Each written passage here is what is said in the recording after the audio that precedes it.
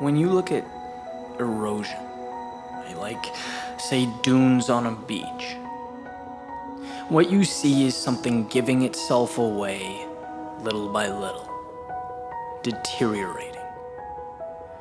Sure, there will be events that expedite the process, but generally speaking, it's lost a little bit at a time, day by day, right in front of our eyes.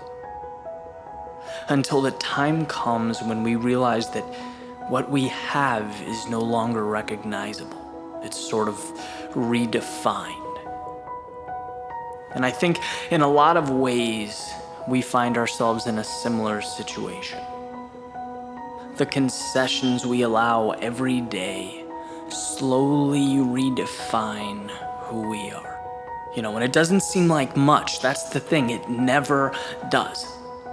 Quietly detaching from what you believe, taking on an identity that doesn't quite align with who you are, doing things, being places that causes something in your gut to protest, toning down the color in your life so that you blend in. Right? These are not epic, monumental decisions. It's the drawn-out erosion of what makes you who you are. It's the chipping away of what makes you spectacular. See, the idea that now isn't permanent, so I'll just suck it up now. What's the big deal? I'll just settle for now. Let me tell you, if that's your rationale, you're forgetting how easily tomorrow becomes never and now becomes forever. We operate under an illusion that things will become easier, that change will be less strenuous down the road. We'll make things right, get back on track, be happy then. But the harsh reality is that things don't get easier than they are at the present moment. It's quite the opposite.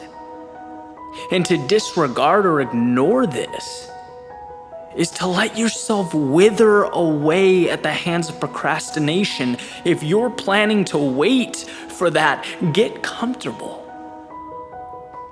And see, conceding day in and day out, it alters your understanding of who you are and what you're capable of. Our actions reinforce our beliefs. Imagine a straight line, a simple straight line drawn on a piece of paper, right? You're in the middle. And on one end is who you are, in your heart, in your soul, and on the other end is everything you're not. Every time you sacrifice your principle, your beliefs, every time you say, that's not me, but fine, that's not where I want to be, but okay, it's only temporary, you take a little step toward what you're not. And another step, and one day you look in the mirror and you have no clue who's looking back at you. Because you've conceded one small decision at a time, you've given away your sense of purpose. Sure, the situation is difficult, but the best things in life are the things that are not easy. You have to fight for those things. You have to stand up in the face of struggle, adversity, the narrative that others want to write for you. We stay within guidelines because we think the outside is scary. No, what's inside is scary. What's outside is what you need. And when you stop banking on the anticipated miracles of tomorrow and manage the reality of today, you succeed. It's life's greatest test. Are you brave enough to be you? Are you strong enough to fight back when you're tempted to hide, to blend in? Every time you summon the courage to stay true to yourself, it gets easier. The difficulty lessens. You become free of the mental chains you've placed around your ankles. There are certain things in life worthy of compromise. But your identity, your journey, what makes you feel alive, that is sacred ground. That is worth defending until your last breath.